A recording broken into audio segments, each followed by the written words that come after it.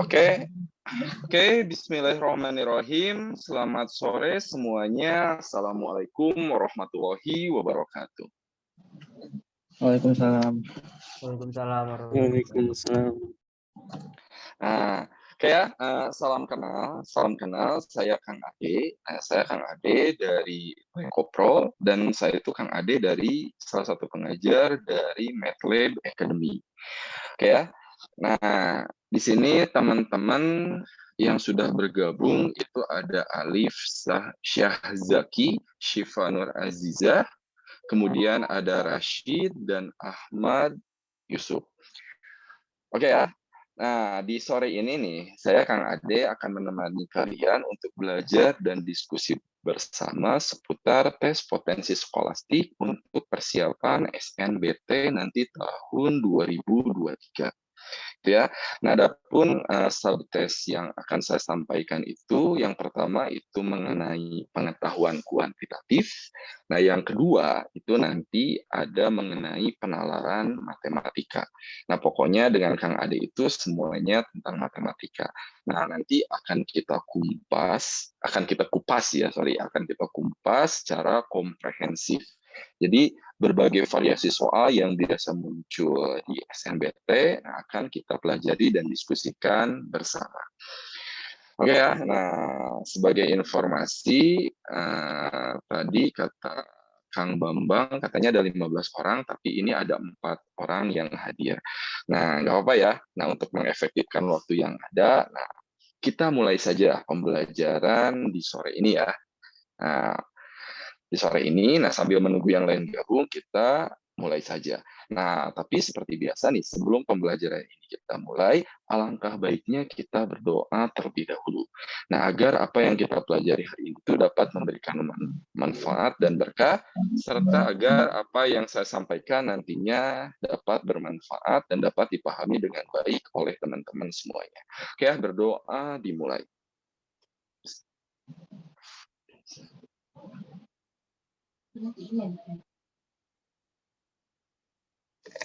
Mati.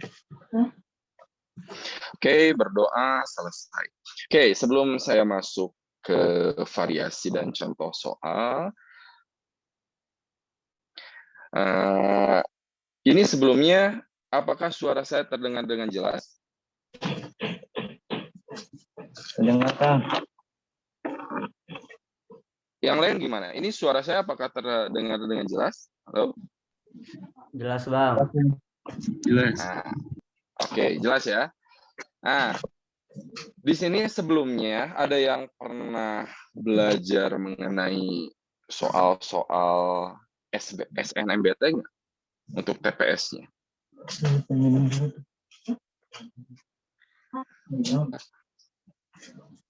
Halo?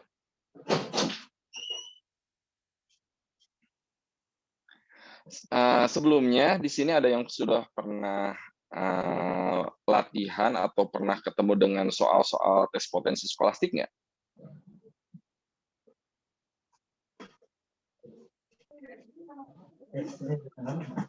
Gimana, Rashid? Pernah belajar? Pernah, Kang. Oke, pernah ya. Syifa gimana, Syifa? Belum, Kak. Oh, belum sama sekali. Oh, di sini sudah ada nada yang bergabung. Oke ya, nah, sekali lagi untuk mengefektifkan waktu yang ada, kita mulai saja pembelajaran di sore ini. Oke, sebentar, saya share screen dulu ya, sebentar.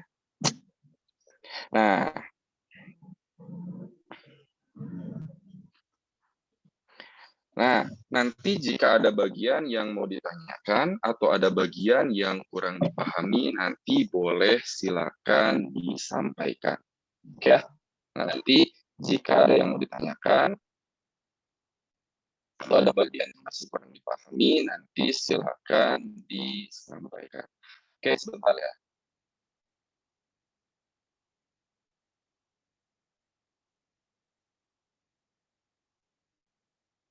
Nah, oke. Di sini ini semuanya tampilannya sudah terlihat. Terlihat. Nah, oke ya. Nah, pertama nih, ini pertemuan yang pertama ya, bersama saya Kang Ade, kita akan mendiskusikan yang termasuk atau tergolong variasi soal yang masuk ke dalam tes potensi skolastik yang ada di SNBT.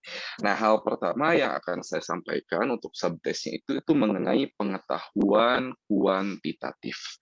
Nah, kita mulai dari variasi soal yang pertama. Oke, kita ke soal yang pertama. Nah, ada soal seperti ini nih, ada soal seperti ini di kuantitatif begini. Jika di sini A dibagi B, nah di sini jika A dibagi B itu nilainya lebih dari 0. Nah, di sini pernyataan yang benar yang mana? Nah, di sini ada pernyataan seperti ini. A dibagi B, katanya itu nilainya lebih dari 0. Kalau lebih dari 0 tuh artinya, nah bentuknya itu bernilai positif. Kan gitu ya? A dibagi B lebih dari 0. Berarti bernilai positif. Nah, A dibagi B bernilai positif. Maka di sini tuh ada dua kemungkinan kan? Ada dua kemungkinan. Kalau A-nya positif, A lebih dari 0, maka B-nya juga harus positif. B-nya harus lebih dari 0. Kenapa? Karena positif dibagi positif itu hasilnya positif. Dan kemungkinan yang kedua, kalau A-nya negatif atau kurang dari 0, maka si B-nya juga harus kurang dari 0. Jadi kalau A-nya negatif, maka B-nya negatif juga. Nah, jadi dari pernyataan ini, sekali lagi, A dibagi B bernilai positif. Maka yang dapat disimpulkan itu adalah kalau A-nya positif, B-nya positif, dan kalau A-nya negatif, maka B-nya juga bernilai negatif. Seperti itu. Ada yang mau tanyakan nggak? Paham nggak sampai sini dulu?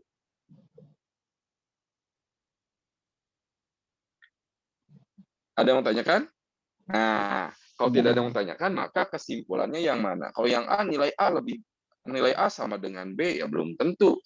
Nilai A lebih besar dari B, gitu ya. Itu belum mewakili juga kesimpulannya, tapi di sini kita perhatikan ada opsi yang mewakili, yaitu yang katanya jika A-nya kurang dari 0, nah negatif ya, kurang dari 0 itu kan negatif, nah maka B-nya juga bernilai negatif. Karena negatif dibagi negatif itu hasilnya positif. Nah, jadi untuk yang soal pertama ini jawabannya itu adalah yang E. Nah, gimana? Ada yang mau ditanyakan nggak untuk soal yang pertama ini?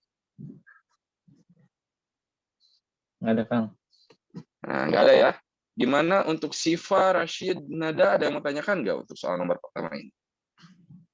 Nggak ada. Oke.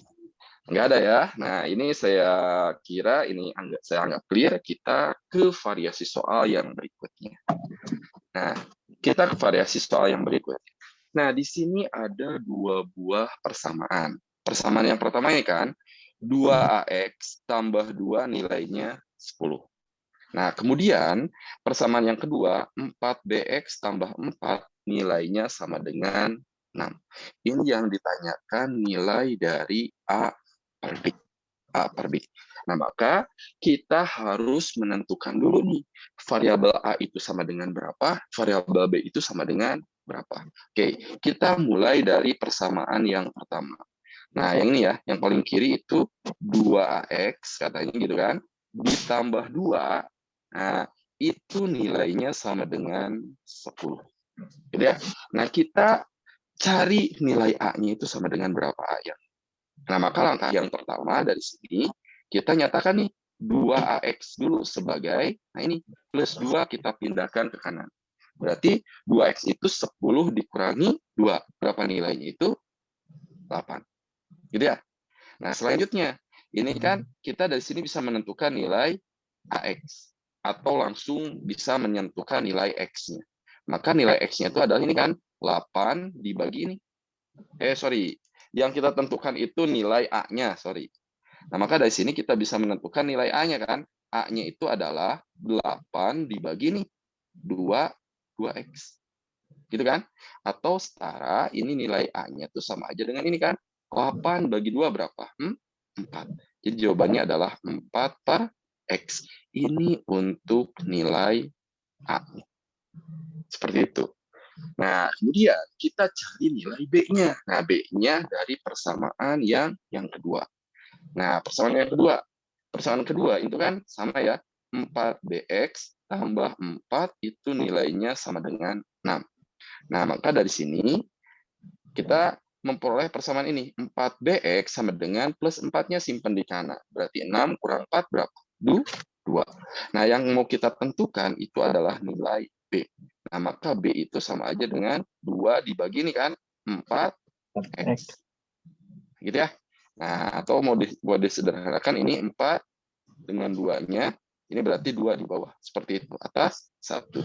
Jadi kita punya nilai B-nya itu adalah 1/2X. Seperti itu. Oke ya? Nah, itu untuk nilai A dan B-nya. Nah, sehingga yang ditanyakan itu adalah nilai dari A per B. A per B. A-nya kita tahu, A-nya itu adalah 4/X dibagi, B-nya itu adalah 1/2X. Gitu ya. Nah, 4/X dibagi 1/2X. Ini kan nilainya sama aja dengan 4/X dikali 2X per 1. Gitu ya. Nah, X-nya boleh saling membagi nih. Habis X-nya, maka tinggal kalikan bilangannya 4 kali 2 dibagi 1 itu. Nah, jadi untuk yang ini nilainya itu bernilai 8. Seperti itu. Gimana? Ada mau tanyakan nggak untuk soal yang ini? Nggak ada, Kang. Nggak ada. Oke. Yang lain gimana? Ada pertanyaan nggak untuk soal yang ini? Nggak ada. Nggak ada. Nah, oke ya. Kalau tidak ada, kita ke soal berikutnya. Ini masih relatif mudah soalnya. Kita kan bertahap ya. Nanti dari bentuk sederhana ke bentuk yang kompleks. Nah, berarti nomor 2 ini saya anggap clear karena tidak ada yang ditanyakan. Nah, kita lanjut ke soal yang ketiga. Nah, ini masih seputar aljabar ya di pengetahuan kuantitatifnya itu. Nah, ini kan ada persamaannya itu seperti ini. Ini kan 1/A itu kan tambah 1/B tambah 1/C itu sama dengan 1/D. Nah, ini yang ditanyakan itu nilai A-nya berapa. Nah, nilai A-nya berapa? Ya. Nah, kita kunci nilai 1/A itu di ruas kiri. Nah, sisanya kita pindahkan ke kanan. Berarti jadi 1/A itu sama dengan di kanan itu ada 1/D. 1/B dan 1/C boleh kita pindahkan ke kanan. Nah, berarti plus 1/B ke kanan jadi kurang 1/B. Plus 1/C itu jadi 1 kurang C. Seperti itu. Oke ya. Nah, kemudian sudah sampai sini, ini 1/A itu sama dengan, nah ini operasi pengurangan pecahan biasa. Kan pengurangan pecahan biasa tinggal kita cari KPK dari penyebut kan. D, B, C. Kalau dikalikan KPK-nya betul. Jadi B, C, D. Seperti itu ya. Nah, di sini B, C, D dibagi D yang pertama. Bagi D itu BC ya. Kali 1 itu BC. BCD bagi B itu CD ya. Nah, kali min 1 berarti min CD. BCD bagi C itu BD. Kali min 1 itu BD. Seperti itu. Paham nggak sampai sini dulu? Oke ya. Nah, kemudian sudah sampai sini, ini kan yang ditanyakan A sama dengan berapa. Ini 1/A sama dengan BC kurang CD kurang BD per BCD. Nah, maka kalau mau nyari A itu kan A/1 ya, tinggal kita balik aja, gitu ya. Nah, maka ini mau nyari A itu A/1. A itu sama dengan ini. BCD dibagi dengan ini kan, BC. Nah, BC itu kan kurang CD kurang BD. Nah, kita lihat opsi jawaban. Opsi jawaban. Benar nggak? Opsi jawaban. Yang atasnya BCD kan kemungkinan C atau D.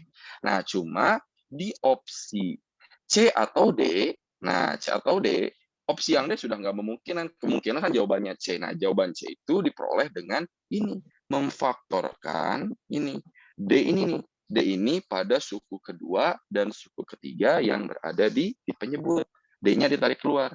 Jadi gini kan, A itu sama dengan BCD per BC, yang ini D-nya, negatif D-nya ditarik keluar. Negatif D-nya tarik keluar. Min CD, negatif D-nya keluar, itu tinggal C. Min BD, negatif D-nya keluar, itu tinggal plus B. Nah, di sini digunakan sifat distributif.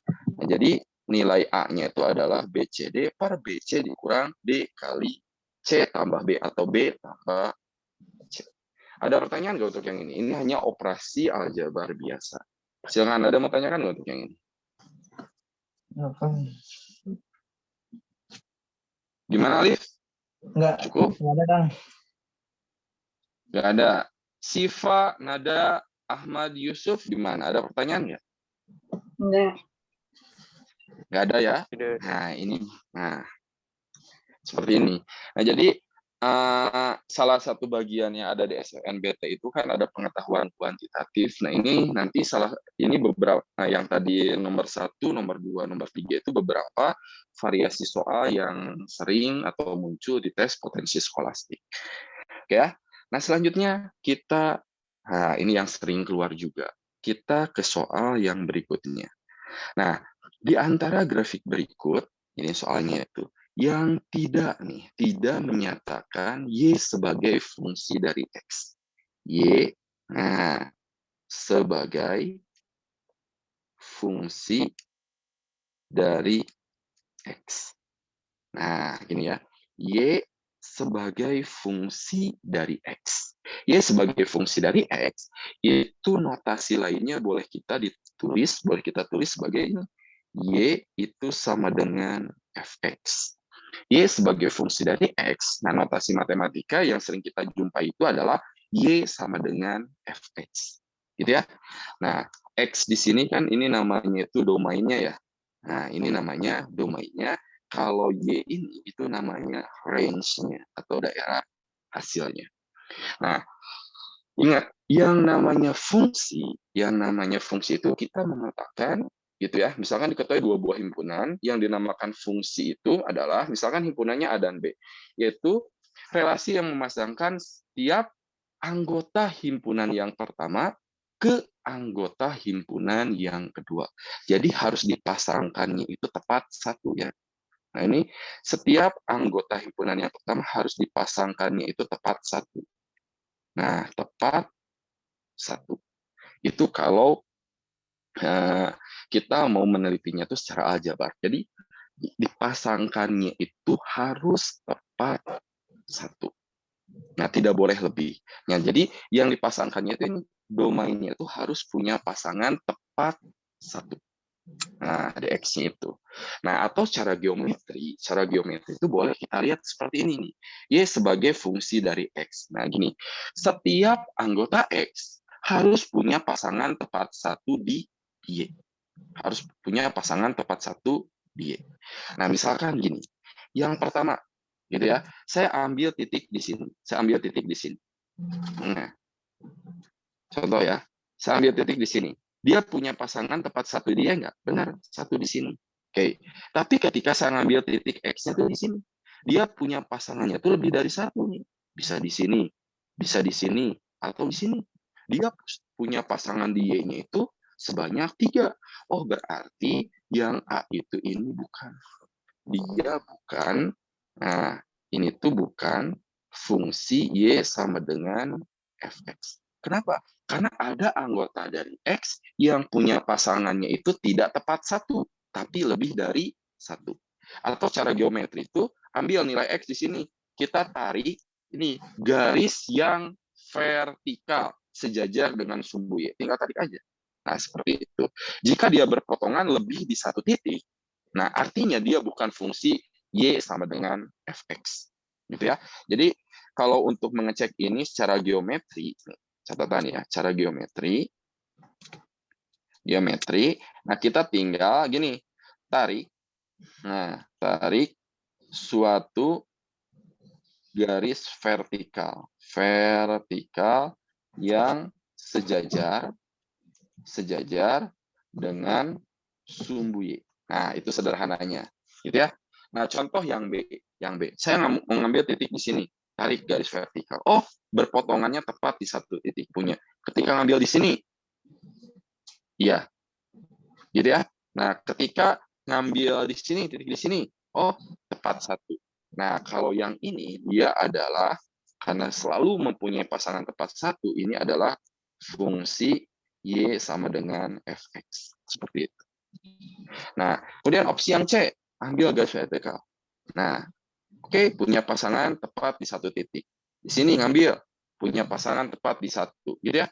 Punya di sini tepat satu. Oh, berarti yang ini juga sama. Fungsi Y sama dengan Fx. Kalau yang D, nah yang D sama juga. Ketika kita tarik garis vertikal, oh, dia punya pasangan satu titik. Di sini punya pasangan satu titik. Di sini satu titik. Oh, ternyata ini juga sama. Dia fungsi kayak Y sama dengan Fx. Nah, begitu juga yang E. Nah, yang E. Ketika kita ngambil titik di sini.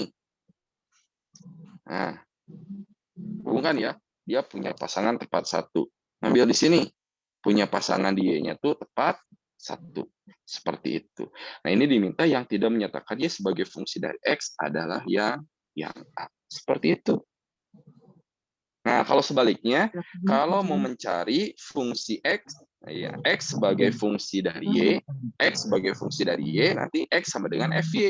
Nah, itu setiap anggota Y harus punya pasangan tepat satu di X. Itu tinggal dibalik saja. Untuk yang ini ada pertanyaan nggak? Untuk yang Berarti titik di dalam satu garis itu maksimal 2 titik ya, Lang? gimana? Titik di suatu garis vertikal maksimal 2 titik. Gimana? Ulangi kalimatnya. Kalimatnya titik gimana? Titik yang di setiap garis vertikal ini berarti maksimal 2 titik ya, Bang? Maksimal 2 titik. Titik yang di garis vertikalnya. Maksudnya titik yang di garis vertikalnya yang berpotongannya gitu. Ini contohnya. Itu harus satu titik, harus tepat satu. Tidak boleh lebih dari satu. Oh, kan yang fungsi satu selain ini kan, selain yang di garis horizontalnya. Iya, pokoknya titik potong antara kurva atau garis dengan garis vertikalnya itu harus berpotongan di satu titik. Karena yang namanya fungsi itu, nah, X dan Y ketika dipasangkan itu, X-nya itu harus punya pasangan, si X-nya ya, domainnya itu tepat satu. Harus punya pasangannya itu tepat satu. Jadi kalau secara geometri itu artinya dia berpotongan hanya di satu titik saja. Atau seperti itu. Gitu ya, kalau mau ditarik garisnya, garis vertikalnya itu. Jadi tarik suatu garis vertikal ini hanya caranya saja yang sejajar dengan sumbu Y. Nah, kalau dia hanya berpotongannya di satu titik dengan kurva, gitu ya. Nah, berarti dia adalah fungsi. Tapi kalau berpotongannya lebih dari satu titik, maka dia bukan fungsi. Nah, ini ngomongnya kita fungsi Y sebagai fungsi dari X. Paham nggak? Ya. Gimana? Yang lain ada pertanyaan nggak untuk yang ini? Yang lain?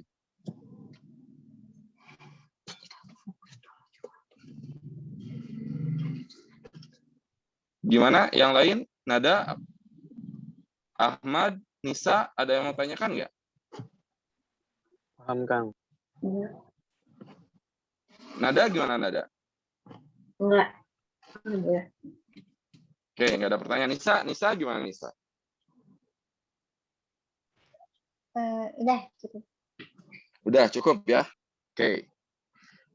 Nah, kalau saya tanya, di antara opsi A, B, C, D, E, manakah? Nah, pertanyaan ya, manakah yang merupakan ini fungsi X sama dengan FY. Nah, saya mau nanya nih. Nada, kalau saya tanya di antara opsi A, B, C, D, dan E, manakah yang merupakan fungsi X sama dengan FY? Kalau X sama dengan FY, maka yang jadi domain itu Y-nya. Nah, anggota dari Y itu harus punya pasangan tepat satu ya. Tepat satu di X. Harus punya pasangan tepat satu di X. Nah, saya nanya Nada dulu nih. Nada, kalau menurut Nada yang menjadi fungsi X sama dengan FY opsi yang mana?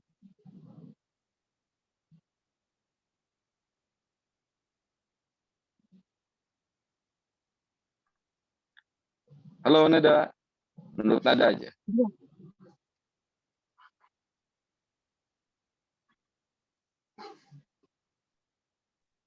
Yang Yang?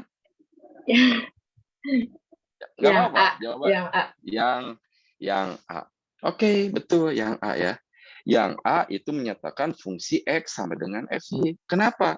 Karena setiap anggota Y itu punya pasangan tepat satu di X. Nah, kalau nyari X sama dengan FY, secara geometri tinggal tarik suatu garis horizontal yang sejajar dengan sumbu X. Nah, contohnya gini, ambil tarik garis. Oh dia perpotongannya di satu titik. Betul. Gitu ya. Nah, yang A itu dia adalah fungsi X sama dengan FY. Tepat sekali Nada. Oke ya. Nah, saya mau nanya nih. Mau nanya ke Ahmad Yusuf. Kalau yang C itu X sama dengan FY bukan? Yang C. Ahmad Yusuf. Bukan, Om. Yang C bukan ya? Kenapa bukan? Yang C. Lebih dari satu.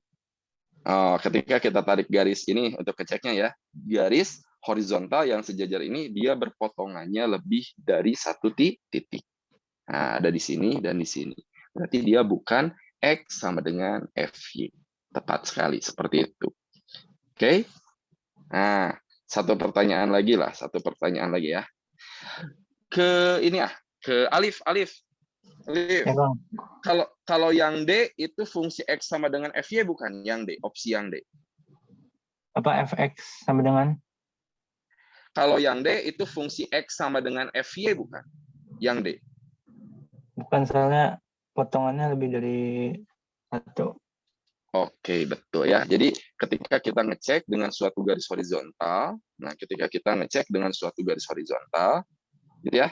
Nah, dia punya pasangannya itu lebih dari satu titik. Oh, berarti dia bukan fungsi.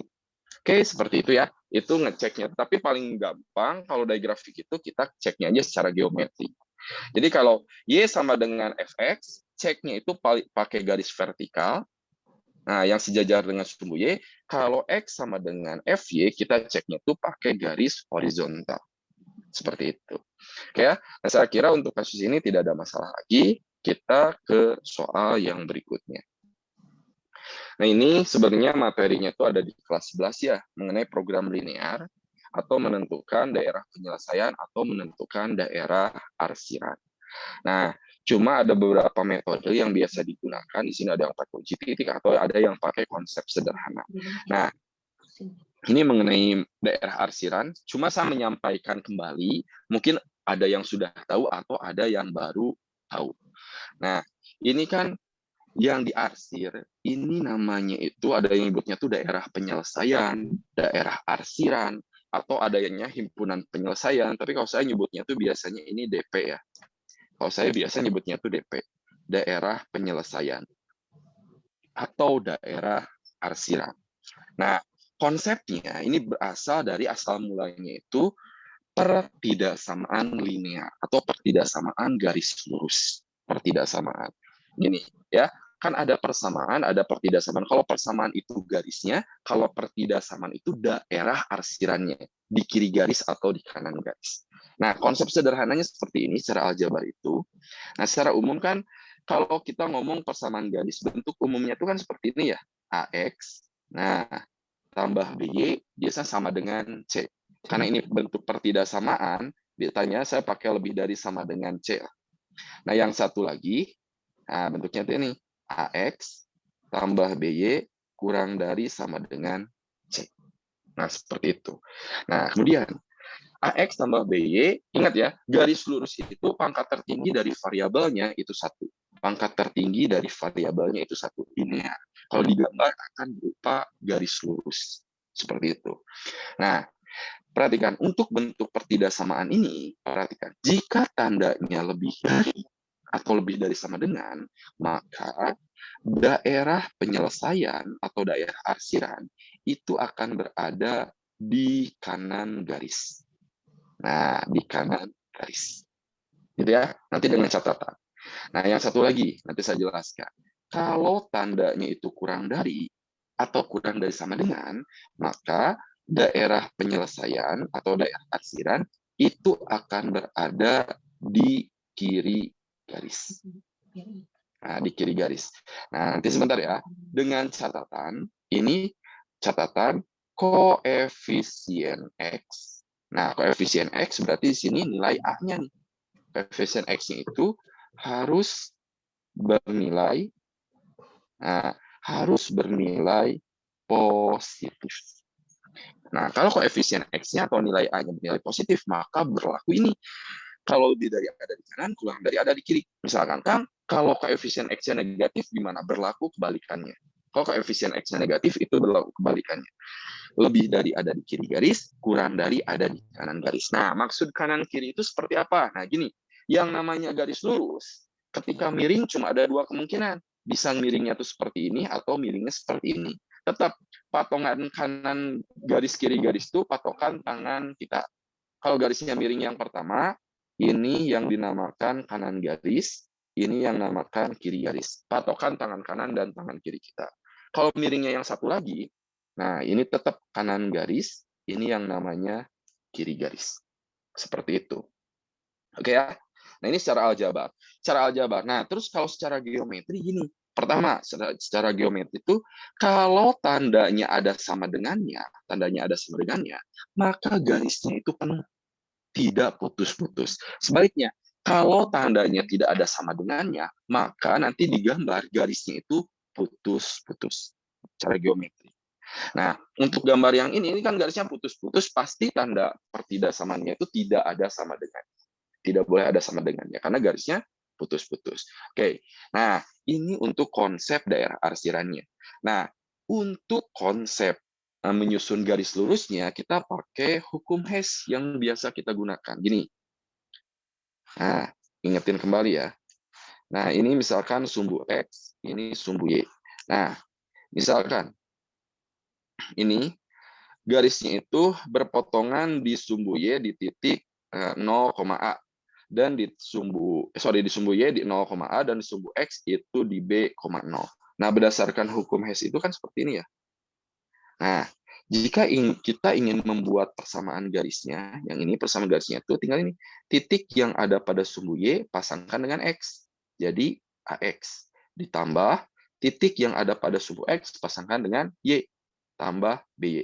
Itu sama dengan, kalikan koefisiennya kan. Ini. A kali B. Ya, jadi hasilnya itu sama dengan AB. Nah, ini untuk menyusun persamaan garisnya. Ingat, kalau sama dengan itu adalah garisnya. Kalau pertidaksamaan lebih dari kurang dari itu daerah arsirannya. Di kanan garisnya atau di kiri garisnya. Seperti itu. Oke, nah kita balik ke soal. Ya. Nah, soal yang ini ke sini lah. Nah, perhatikan. Pertama, kita buat dulu persamaan garisnya. Nah, cara buat persamaan garisnya seperti apa? Seperti yang tadi. Ini titik yang ada pada sumbu Y itu 3. 3 itu kita pasangkan dengan X. Yang ada pada sumbu Y pasangkan dengan X. Tambah, titik yang ada pada sumbu X itu min 4. Pasangkan dengan Y. Itu jadi min 4 Y. Seperti itu. Kalikan koefisiennya. 3 kali min 4 itu adalah negatif 12.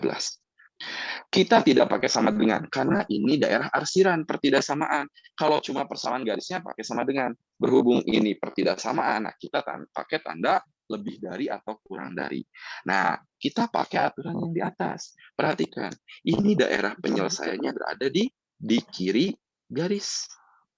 Kiri garis ya. Koefisien X-nya perhatikan, positif. Kalau di kiri garis koefisien positif, maka tandanya itu kurang dari. Nah, seperti itu. Ya, jadi tandanya itu adalah kurang dari.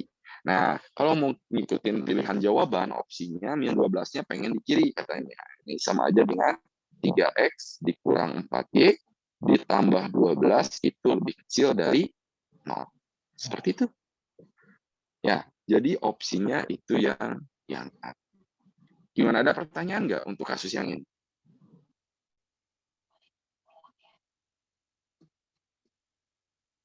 Gimana? Alif, Nada, Ahmad, ada yang tanyakan nggak? Nggak ada, Kang. Ada. Ini ada Akmal, ada Naura, ada Rashid, Raihan, Syamil, Alia. Gimana, ada yang mau tanyakan nggak? Teman-teman yang lainnya gimana? Nggak ada. Nggak ada. Nggak ada. Nggak ada ya. Pokoknya sekali lagi, kalau arsirannya di kanan itu lebih dari, kalau arsirannya di kiri itu kurang dari. Dengan catatan koefisien X-nya harus bernilai positif. Kalau bernilai negatif itu berlaku kebalikannya, ya. Lebih dari ada di kiri, kurang dari ada di kanan, seperti itu. Oke, kalau tidak ada pertanyaan untuk yang ini, kita lanjutkan ke variasi soal berikutnya. Nah, kita ke soal geometri kembali. Nah, di sini ada soal pada persegi ABCD. AE, katanya di sini AE, ini panjangnya sama dengan EF. Kemudian, di pernyataan pertama ya, sama dengan FB, panjangnya itu sama dengan AG. Oke, kemudian sama dengan GH, sama dengan HD. Oke, nah berarti persegi ABCD yang besar itu terbagi menjadi beberapa persegi kecil yang panjang sisinya itu sama, gitu ya. Nah, kemudian ada pernyataan lagi, EK dan FL tegak lurus nih. EK dan FL itu tegak lurus. Oke, EK dan FL itu tegak lurus terhadap AB. Sorry. EK dan FL itu tegak lurus terhadap AB. Nah, di sini. Terhadap AB ya, EK dan FL. Kemudian GH dan HL tegak lurus terhadap AD. GK dan HL tegak lurus terhadap AD. Nah, maka saya tandai di sini. GK dan HL tegak lurus terhadap AD. Rasio antara luas daerah yang tidak diarsir dan daerah yang diarsir adalah berapa rasionya. Nah, ini banyak cara ngerjain ini. Mau nyari masing-masing luas yang diarsir dengan luas yang tidak diarsir, bandingkan, silakan. Atau, nah berhubung ini terpartisi menjadi beberapa persegi yang sama panjangnya atau yang sama besarnya, gitu ya. Nah, salah satu cara yang bisa kita gunakan gini. Nah, misalkan kita partisi aja ini langsung. Nah, gitu ya. Nah, oke. Nah, kita partisi seperti itu, gitu ya. Nah, kita partisi menjadi 9 buah persegi kecil yang ukurannya sama. Ukurannya sama, kita partisi. Ini yang tanyakan rasio antara luas yang tidak diarsir. Luas tidak diarsir. Nah, banding luas yang diarsir. Nah, luas yang tidak diarsir ada berapa bagian? Ada 6 ya. Yang tidak diarsir itu ada 3. Itu yang bersih ada 3. Yang diarsir ada berapa? Ada 6. Benar nggak? Nah, jadi perbandingannya berapa? Kalau bagi 3 itu 1 banding 2. Jadi perbandingannya itu adalah 1 banding 2. Ada pertanyaan nggak untuk yang ini? Ini hanya salah satu cara saja ya. Nah, berhubung ada pernyataan panjang AE, EF, FB sama dan saling tegak lurus antara EK, FL terhadap AB dan GK, HL terhadap AD. Nah, saya partisi menjadi 9 buah bagian persegi yang besarnya sama. Nah, tinggal bandingkan aja, yang tidak diarsir ada 3 buah, yang diarsirnya itu ada 6 buah. Sehingga perbandingannya itu jadi 1 banding 2. Gimana, ada pertanyaan untuk yang ini?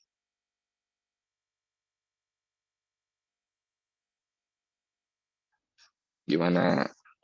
Nggak ada, Pak. Nggak ada, Syamil. Nggak ada ya, Syamil. Nggak ada. Yang lain gimana yang lain? Nggak ada. Nggak ada ya? Nah, nggak ada. Ini masih mudah hanya bagi kalian ya, soalnya masih MP. Ya. Oke, kita lanjut ya, lanjut ke soal berikutnya. Nah, ini sebenarnya masih mudah juga geometrinya karena ini pertemuan pertama gitu ya. Nah, jadi kita bahas dari yang bentuk sederhana terlebih dahulu. Nah, kalau kita lihat di sini titik E dan F berturut-turut. Nah, titik E dan F berturut-turut adalah titik tengah sisi AD dan DC. Nah, jadi E dan F itu titik tengah AD dan DC pada persegi ABCD, pada persegi ABCD.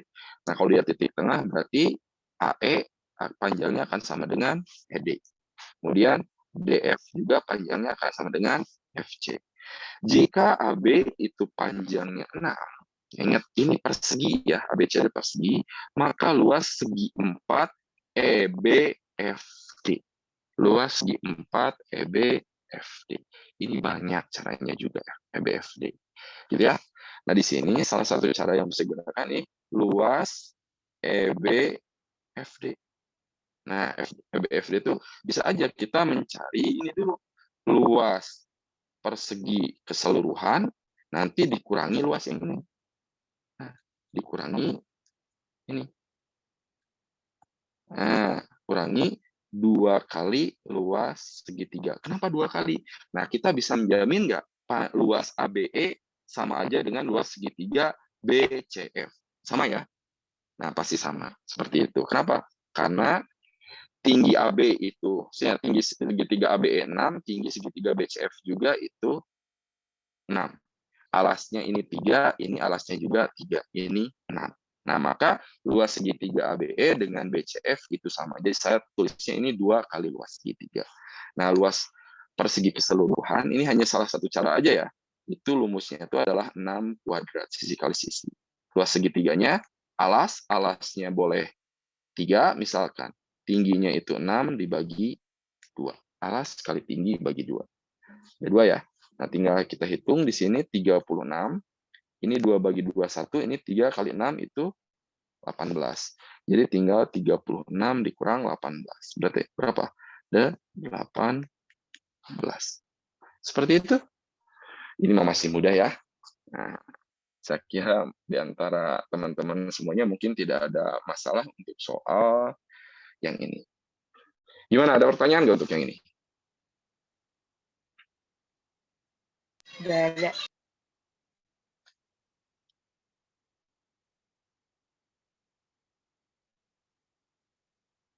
Oke, kalau tidak ada mau tanyakan, kita ke soal berikutnya ya, karena ini saya kira ini masih mudah. Nah, ini ke soal membuat model matematika ya. Yang jelas ini persamaannya itu adalah persamaan linear. Nah, linear ya.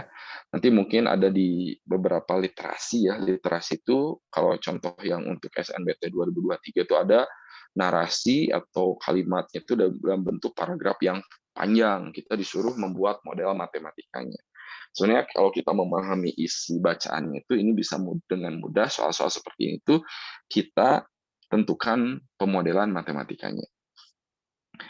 Nah, ini bentuk masih sederhana soalnya di sini jumlah uang Ani 2 kali jumlah uang Budi. Nah, kita misalkan aja ya. Nah, uang Ani itu saya misalkan A, uang Budi itu saya misalkan B. Nah, gitu ya.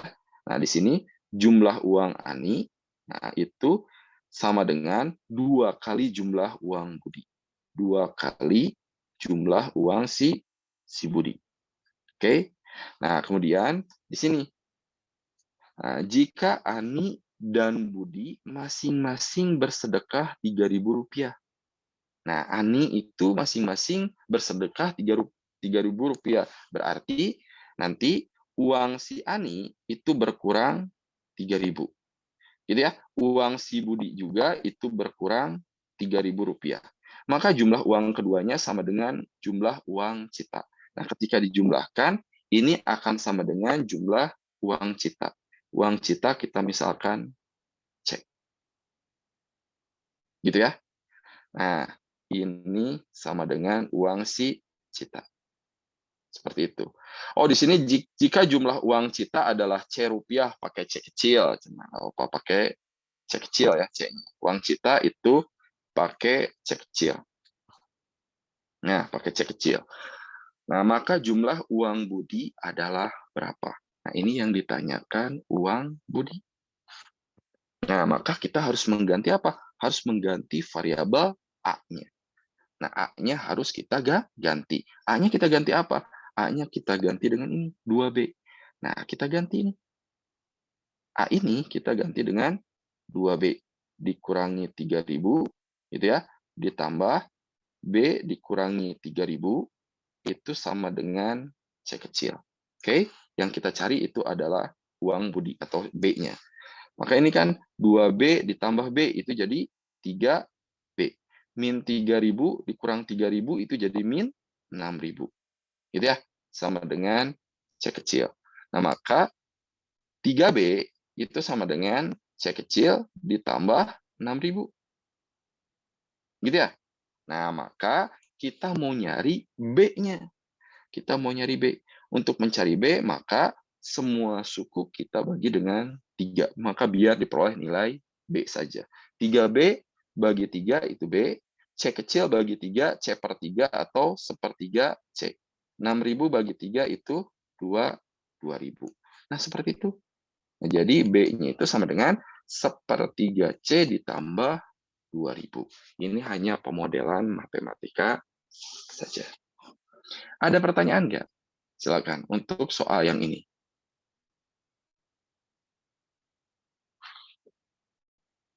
Gimana teman-teman, ada pertanyaan nggak?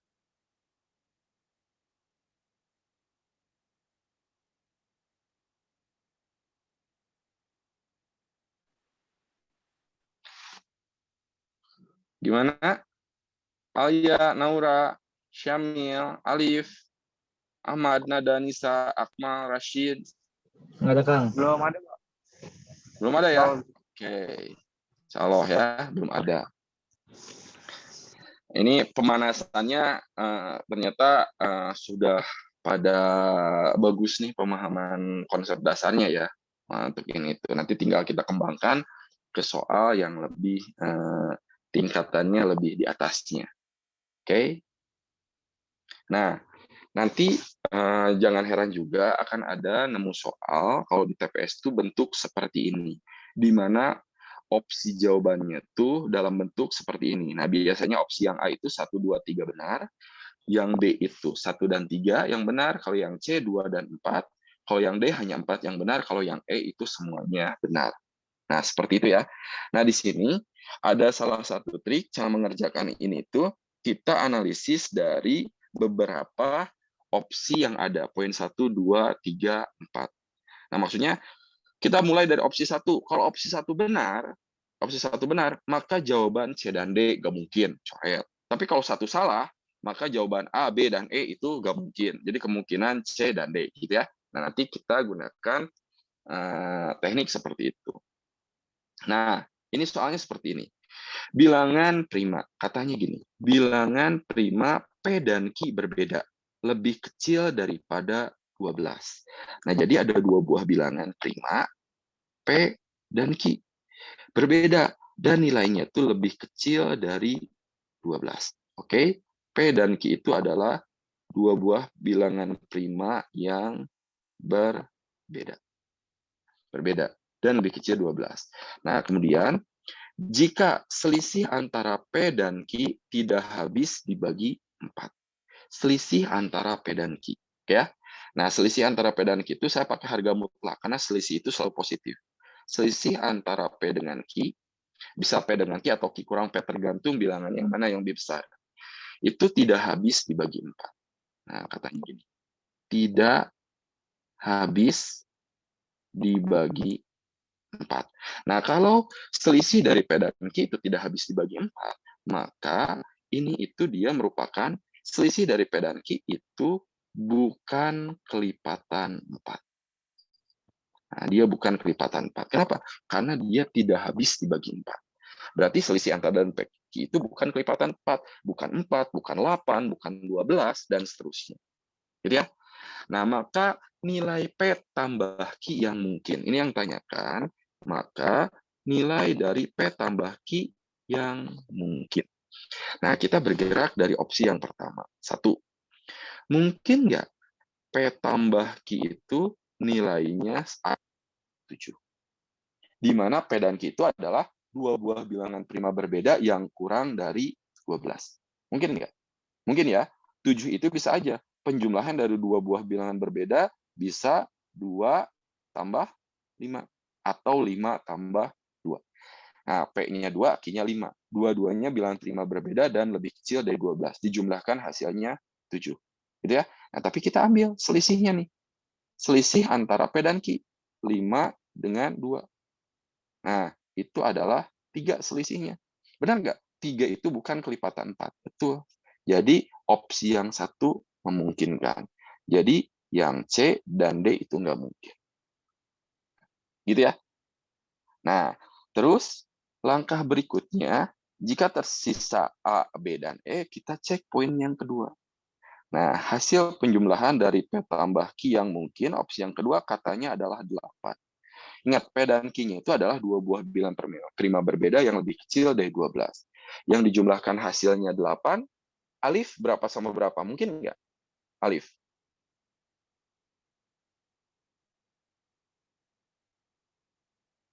Alif. Ya, kenapa, Kang? Mungkin nggak hasil penjumlahan P dan Q-nya itu 8? Di mana P dan Q-nya itu bilangan prima berbeda. Mungkin nggak? Berapa sama berapa? Mungkin Berapa sama berapa? 5 sama Oke, 3. boleh. 5 sama 3. Nah, cuma kita cek selisih antara 5 dengan 3. Itu berapa? 2. 2 itu sama, bukan kelipatan 4. Gitu ya. Nah, berarti yang 2 mungkin. Kalau 2 mungkin, opsi yang B itu nggak mungkin. Karena yang B nggak ada 2-nya. Nah, terus kemungkinan itu jawabannya antara A dan E. Pembeda antara A dan E itu adalah poin 4. Pembedanya itu. Di A nggak ada poin 4, tapi di E ada poin 4. Nah, kita langsung aja ceknya poin 4. Nah, poin 3 boleh dilewat, ceknya poin 4. Kalau 4 benar, maka jawabannya yang E. Tapi kalau 4 salah, maka jawabannya yang A. Poin 4 itu P tambah Q-nya itu bernilai 10. Nah, ada nggak dua buah bilangan prima berbeda yang dijumlahkan hasilnya 10? Ada nggak? 3 itu. Ya, ada nggak? Oke. 3 dan 7. 3 dan 7. Nah, kita ambil selisihnya. Selisih antara 7 dengan 3 itu berapa? 4. Nah, ini mah bukan. Kan karena tadi selisihnya itu bukan kelipatan 4, sedangkan ini selisihnya adalah kelipatan 4. Maka yang 10 itu nggak mungkin. Jadi yang E tidak mungkin. Jadi jawabannya yang A. Seperti itu. Gimana? Ada pertanyaan nggak? Untuk soal yang ini. Syamil, ada pertanyaan? Syamil? Nggak ada. Nggak ada. Yang lainnya gimana? Teman-teman yang lain?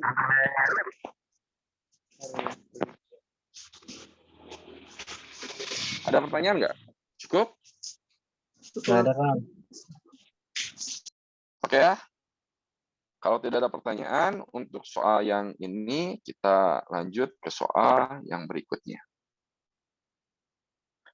Nah, di sini ada soal, ini hubungannya dengan lingkaran di sini. Titik A 1,1 terletak di luar lingkaran. Ingat ya. Ingat yang namanya lingkaran kan dia punya titik pusat nih. Anggap pusatnya di sini di O. Nah, oke ya. Terletak di luar lingkaran atau eksterior. Nah, daerah lingkaran, lingkarannya itu ini adalah lingkaran X kuadrat tambah Y min A kuadrat itu sama dengan 5. Ini persamaan lingkarannya. Nilai A yang mungkin. Nah, ini nilai A yang mungkin. Ingat ya, dia terletak, titik A-nya itu terletak di daerah lingkaran luar atau di luar lingkaran. Nah, ini kan konsepnya itu pertama gini. Ya. Nah, jarak dari titik pusat O ke suatu titik pada lingkaran, itu adalah jari-jari. Ini tuh R. Nah, itu kan? Nah, kemudian ini dari sini ke sini itu A. Perhatikan. Jika titik tersebut terletak di luar lingkaran, maka di sini OA. Nah, OA, jarak dari titik O ke A, itu nilainya akan lebih besar dari jari-jari. Benar nggak? Gitu kan? Maka panjang OA, jika A-nya terletak di luar lingkaran, maka jarak dari titik pusat ke titik A, itu nilainya akan lebih besar dari jari-jari. Nah, rumus OA, selisih dua titik itu adalah ini nih, selisih dua titik itu. Gitu ya, rumus jarak antara dua titik itu.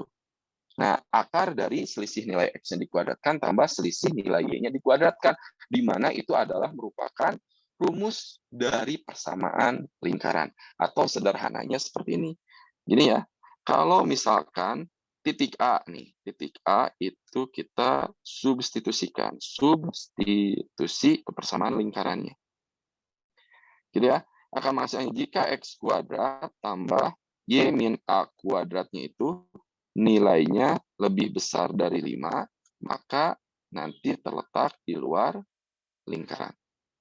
Nah, kalau setelah disubstitusi itu menghasilkan ini nilai X kuadrat, Y kurang A kuadrat nilainya sama dengan 5. Maka titiknya itu terletak pada lingkaran. Dan yang satu lagi, setelah A nilai titik A disubstitusi, akan menghasilkan persamaan lingkaran ini X kuadrat tambah Y min A kuadrat kurang dari 5 atau kurang dari R kuadrat, maka titik tersebut itu terletak di dalam lingkaran. Nah, jadi sederhananya tinggal kita substitusikan titik A tersebut ke persamaan lingkarannya. Nah, di sini titik A-nya itu adalah ini. Titik A-nya itu adalah ini 1,1. 1,1. Kita substitusikan ke persamaan lingkarannya. X dan Y-nya kita ganti. Maka X-nya ganti dengan 1, jadi 1 kuadrat, ditambah Y-nya kita ganti dengan 1 juga. Jadi 1 kurang A dikuadratkan. Gitu ya. Nah, ini apakah dia nilainya itu harus, kan terletak di luar ya, harus lebih besar dari 5. Nah, harus lebih besar dari 5. Kenapa? Karena dia terletak di luar. Seperti itu. Oke, kita sederhanakan di sini. 1 kuadrat 1 ya. Atau kita punya ini 1 dikurang A kuadrat, nilainya lebih besar dari ini. 5 kurang 1. 5 kurang 1 itu 4. Gitu. Nah, kita tinggal cek poin yang pertama. Poin yang pertama. Nah, 4. Mungkin nggak A-nya itu nilainya 4? A-nya itu 4. Kalau A-nya 4, nah maka diperoleh jadi ini kan, 1 dikurang 4 kuadrat, benar nggak nilainya lebih dari 4? 1 kurang 4, min 3. Min 3 dikuadratkan 9 lebih dari 4. Benar. Jadi yang satu benar. Jadi poin C dan D udah nggak mungkin. Kita ke opsi yang kedua. Nah, mungkin nggak nilai A-nya itu adalah 3? Masukkan ke sini. 1 dikurang 3 kuadrat. Benar nggak nilainya lebih dari 4? 1 kurang 3, min 2. Min 2 dikuadratkan 4. 4 lebih dari 4. Salah, karena tidak ada sama dengannya. Maka poin yang 2 itu salah. Opsi yang A dan E itu gugur, karena ada duanya. Jadi jawabannya yang B. Seperti itu. 1 dan 3 saja. Yang lainnya nggak usah dicek. Karena sudah terwakili. Karena 2 tidak memenuhi, maka opsi yang A dan E nggak mungkin. Jadi jawabannya adalah yang B. 1 dan 3 saja. Jawaban yang benar. Gimana? Ada yang mau ditanyakan nggak sampai sini?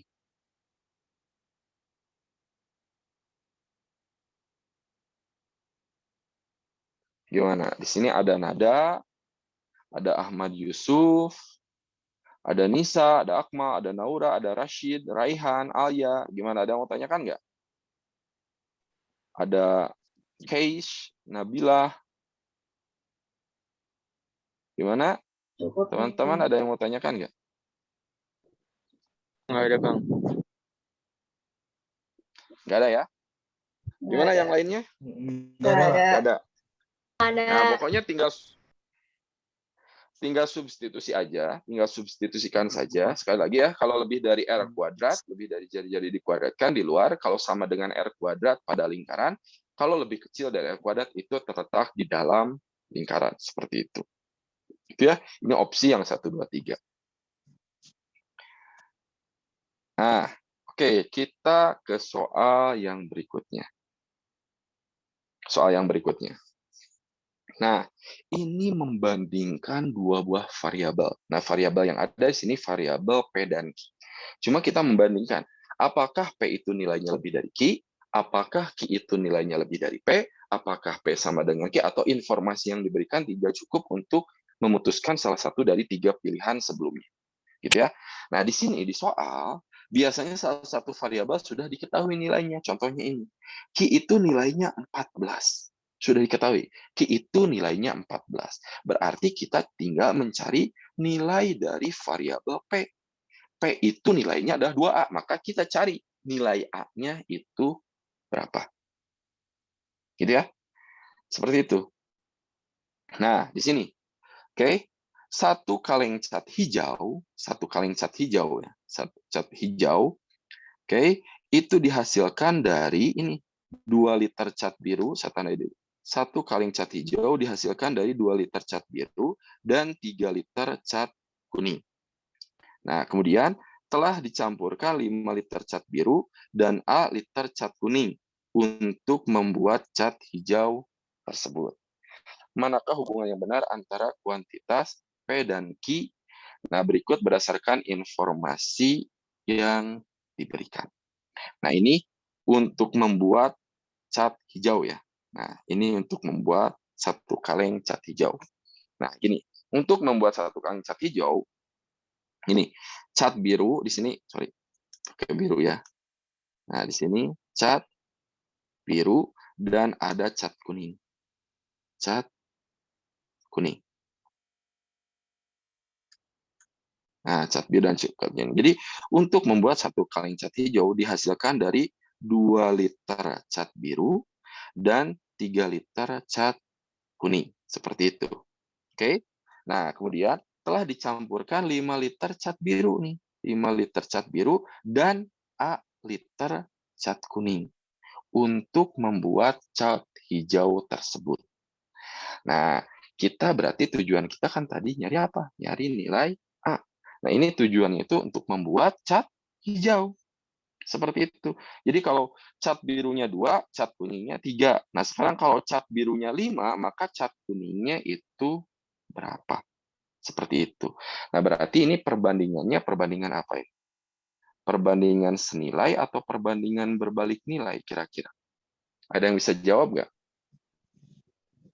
Balik mungkin. Berbalik. Alasannya, Syamil? Karena apa ya? Berbalik. Alasannya? Berbalik.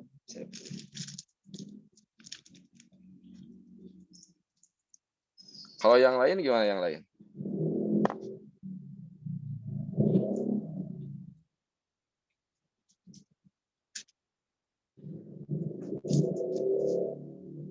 Yang lain?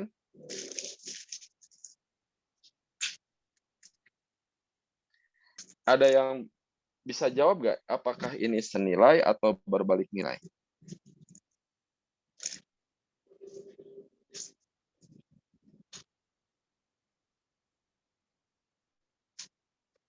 Gimana?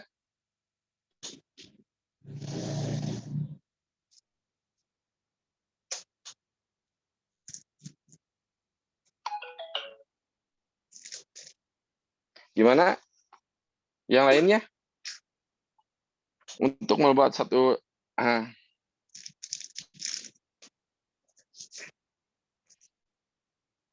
gimana? Kan gini ya. Oke. Ini saya saya coba jelaskan ya di sini. Kan gini. Atau saya tulis ini untuk membuat satu kaleng cat hijau ya. Satu kaleng cat hijau itu dibutuhkan kan 2 biru ditambah 3 kuning. Gitu kan? Ya, butuh 2 biru atau 3 kuning. Nah, sekarang kalau untuk membuat satu hijau ini birunya itu ada 5, kan gitu ya? Maka kita butuh A kuningnya itu sebanyak berapa? Nah, ini kan A ya, kuningnya itu sebanyak berapa. Oke, seperti itu. Nah, di sini kira-kira A-nya berapa lah? A-nya berapa? Coba uji pemahaman dulu. A-nya berapa kira-kira? 7,5. A-nya 7,5. 7,5 katanya. A-nya itu 7,5. Oke, betul nih, penalarannya sudah bagus ya. 7,5 itu dari mana? Kali 2. 2,5 kali lipat dari 3. 3 kali lipat dari 3. 2,5 kali lipat Seperti dari itu. 3. Oke, 2,5 kali lipat dari 3. Karena maksudnya ini 5 itu 2,5 kali lipat dari sini, maka A juga harus 2,5 kali lipat dari 3. Gitu maksudnya. Ya. Nah, maka dari sini kita punya A-nya itu 7,5. Boleh lah seperti itu perbandingannya. Karena ini TPS ya, A-nya 7,5. Nah, sehingga di sini kita punya nilai P. P itu adalah 2A. 2 kali 7,5. Nah, maka P-nya itu di sini nilainya berapa? Nilainya itu 15. Q nilainya itu 14. Maka dapat disimpulkan kalau variabel P nilainya lebih besar dari si Q. Jadi jawabannya itu adalah yang A. Gimana? Ada pertanyaan nggak untuk yang ini?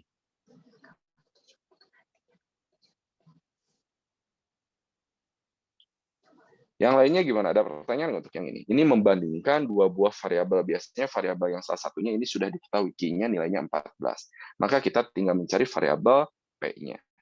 Nah, P harus mencari nilai A-nya terlebih dahulu.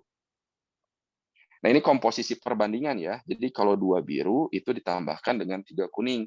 Kalau 5 biru katanya, oh dari 2 ke 5 itu dikali 2,5 katanya. Tadi berapa? 2,5 kalinya ya. Nah, kali 5/2. Maka dari 3 ke A juga harus dikali 5 per, harus kali berapa tadi? 5/2 ya. Seperti itu. Ada pertanyaan nggak?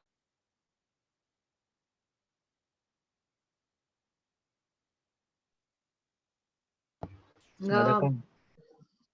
Nggak ada ya. Nah, ini masih sebenarnya masih matematika sederhana yang di kuantitatifnya itu. Nah, ini sama juga, ini mudah ya, membandingkan dua buah variabel seperti barusan. Ini diketahui nih, nilai P-nya 69. Nah, maka kita tinggal menentukan nilai Q-nya. Nah, Q itu adalah selisih antara jumlah pegawai perusahaan A dan perusahaan B. Nah, ini mudah ya. Misalkan banyaknya pegawai perusahaan A, itu A. Banyaknya pegawai di perusahaan B, itu saya misalkan B. Nah, ini kan kalimatnya gini, jumlah pegawai perusahaan A itu 3 kali jumlah pegawai di perusahaan B. 3B, seperti itu. Jumlah pegawai di perusahaan A dan B adalah 92 orang. Nah, di soal itu. Maka A ditambah B itu sama dengan 92. Manakah hubungannya benar antara kuantitas P dan Q berikut berdasarkan informasi yang diberikan. Q itu selisih antara pegawai perusahaan A dan perusahaan B. Tanyakan A kurangi B. Nah, ini banyak caranya ya. Silakan mau cari yang mana dulu. Misalkan mau nyari B-nya dulu, A-nya diganti. A-nya kita ganti dengan berapa? Ganti dengan 3B. 3B tambah B itu 92. Oke, maka 3B tambah B itu jadi 4B. Itu 92. Maka B-nya tinggal 92 kita bagi dengan 4. Berapa? Itu 23. B-nya 23. Udah diperoleh B-nya 23, masukkan ke sini. Maka A itu 3 kali 23. Berapa? Itu 69. Untuk A-nya 69. Seperti itu ya. Nah, ini yang ditanyakan selisih antara jumlah pegawai perusahaan A dan perusahaan B. Nah, selisihnya tinggal ambil. Selisihnya itu A dikurangi B. Gitu kan? 69 kurang 23 berapa? Itu 46. Nah, Q-nya itu ini berapa? 46. Nah, maka dapat disimpulkan di sini sama. P juga nilainya lebih besar dari Q. Seperti itu. Karena P nilainya 69. Jadi jawabannya itu yang A.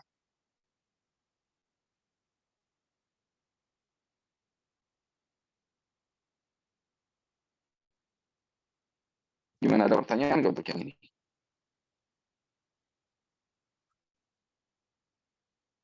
Oke ya? Tidak ada, Pak. Nah, oke. Teman-teman yang lainnya ada pertanyaan nggak? Ini sebenarnya hanya eliminasi substitusi, cuma dikemas dalam bentuk membandingkan dua buah variabel seperti itu. Ya, saya kira tidak ada masalah untuk yang ini masih mudah. Nah, kita coba ke soal yang ini nih. Oke, yang ini itu uji pernyataan.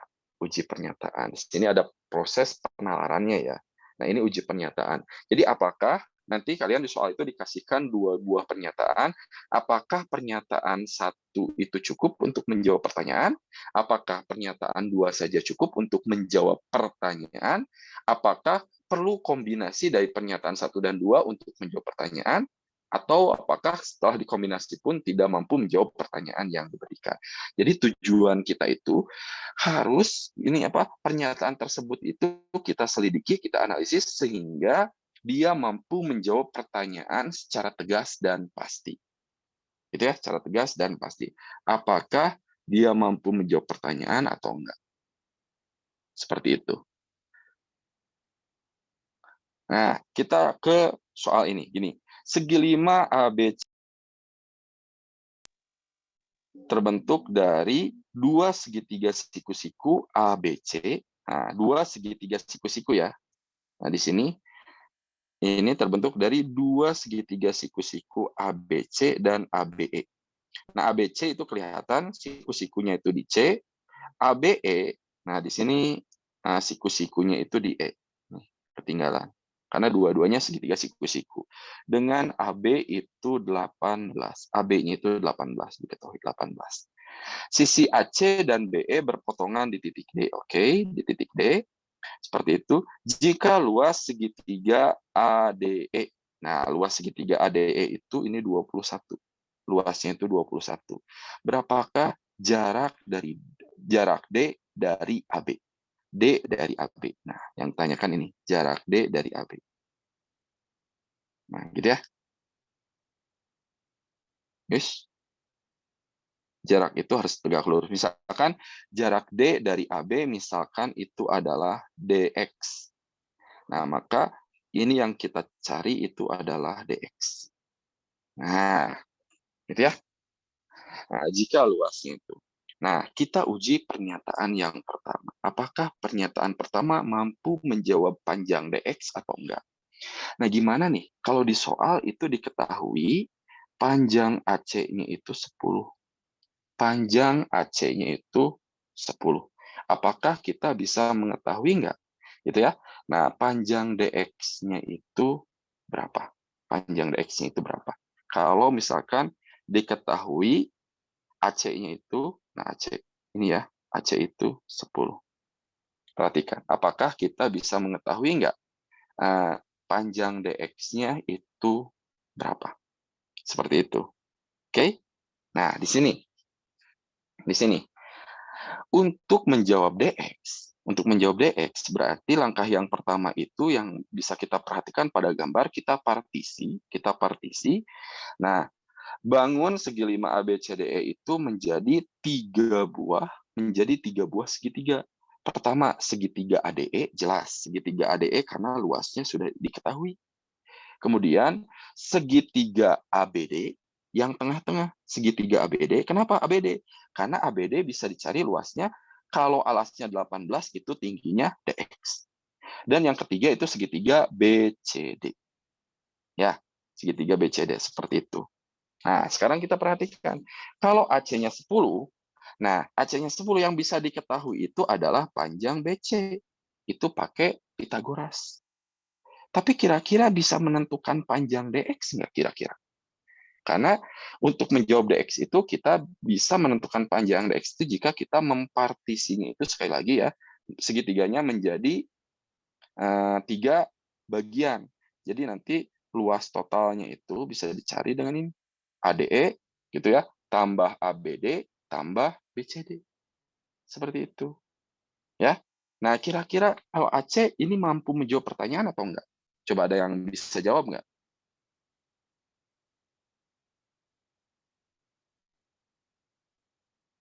Halo?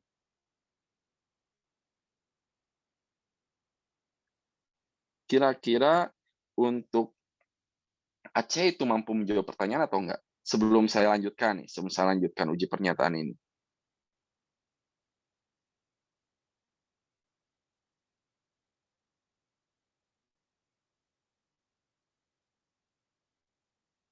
Halo?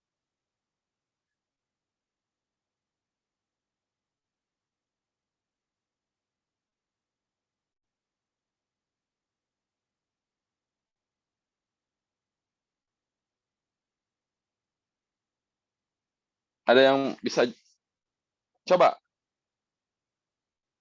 Ini sudah saya masih kedengaran? Halo?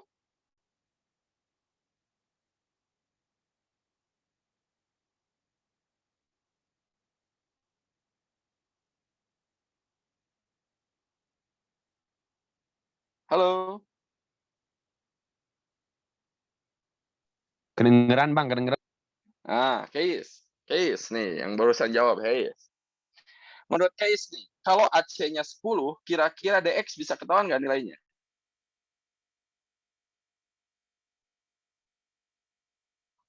Ayo, Case. Coba saya kasih. Bisa Bang, bisa. Bisa. Kalau bisa, dari mana? Coba DX bisa diketahuinya.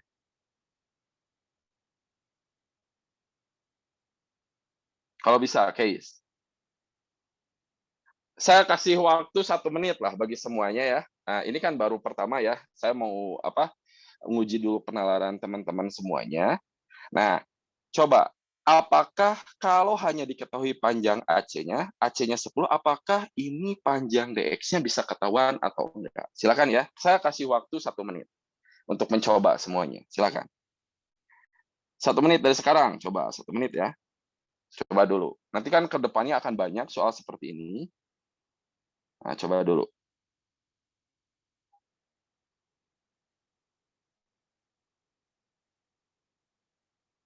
Satu menit.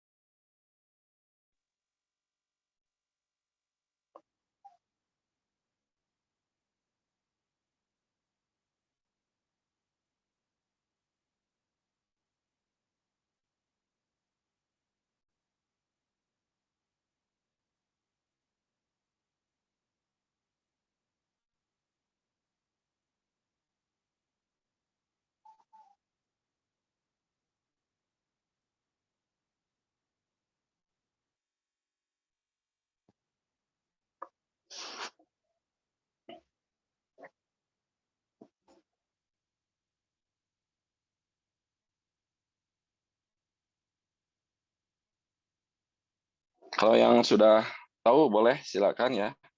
Nyalakan aja mic-nya. Kalau sama yang 2 bisa, Kang. Kalau yang sama 2, enggak. Yang 1 dulu berarti enggak. Kalau yang 1 bisa enggak? 1 enggak. Oh, 1 enggak katanya. Kalau sama yang 2 bisa katanya. Kalau yang 1 enggak. Kenapa? Kalau diketahui AC-nya 10, kita hanya bisa menentukan nilai BC-nya saja. Benar nggak? Ya. Tapi kalau pernyataan kedua, ketika diketahui BE-nya 14. Ketika diketahui BE-nya 14, gitu ya. BE-nya 14, berarti yang bisa kita ketahui itu pertama apa?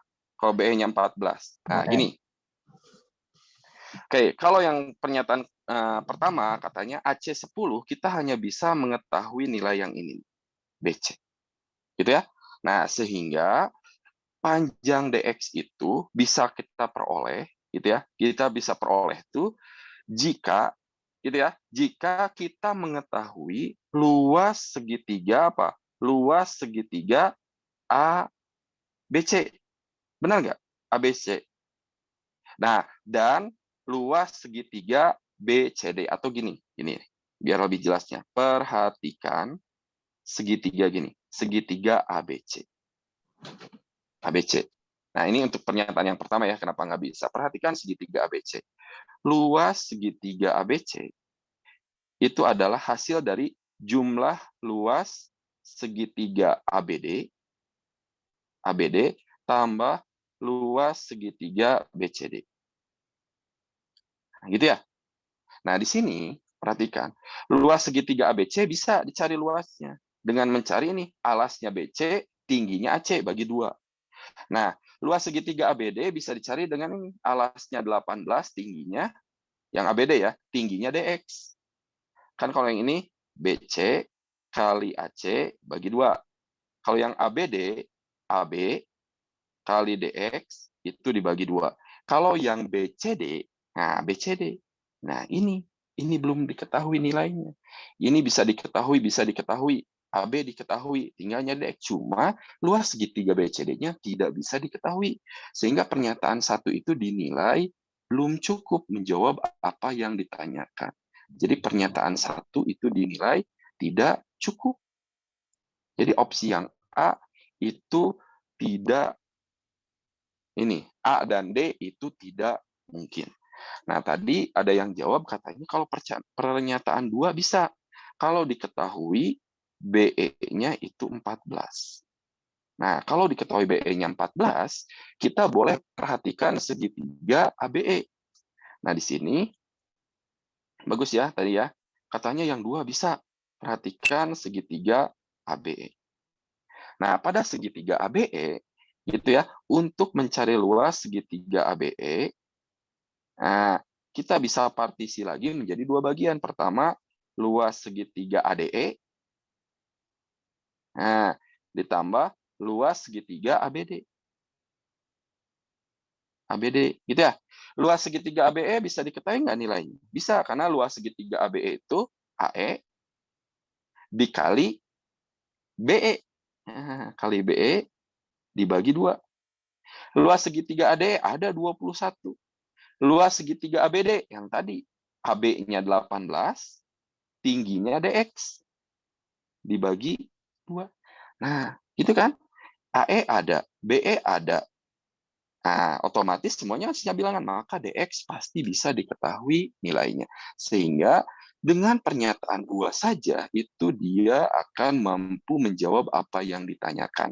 Sehingga pernyataan 2 itu dinilai cukup untuk menjawab pertanyaan.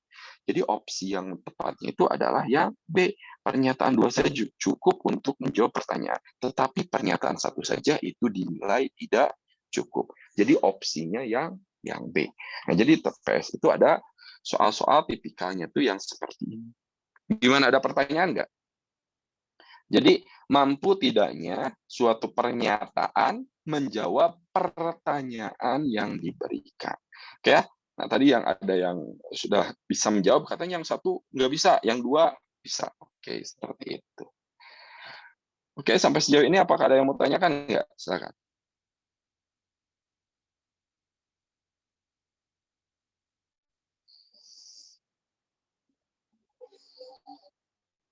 Gimana?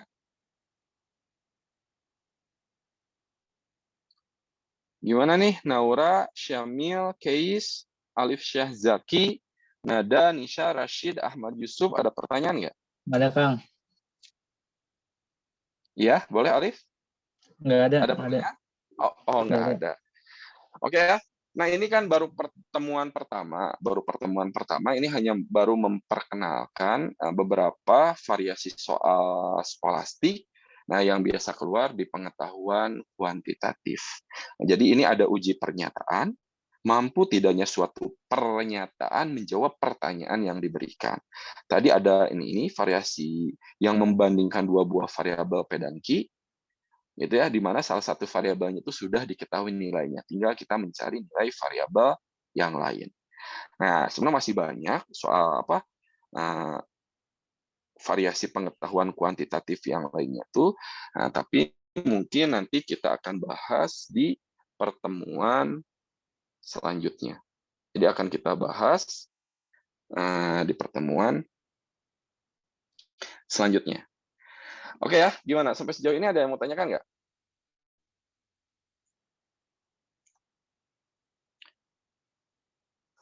Cukup ya? Cukup, Pak. Nah, oke, kalau tidak ada pertanyaan lagi, ini berhubung waktunya pun terbatas. Nah, untuk sesi pembelajaran di sore ini bersama saya Kang Ade, oke, saya cukupkan dulu sekian ya. Nah, semoga apa yang kita pelajari dan diskusikan di sore ini dapat memberikan manfaat bagi kita semuanya, terutama bagi teman-teman semuanya. Oke, sekali lagi selamat beristirahat, selamat belajar. Terima kasih atas perhatiannya. Wassalamualaikum warahmatullahi wabarakatuh. Waalaikumsalam. Waalaikumsalam warahmatullahi Terima wabarakatuh. kasih Kang. Makasih Oke, Om. sama-sama. Makasih Kang. Waalaikumsalam. Sama-sama.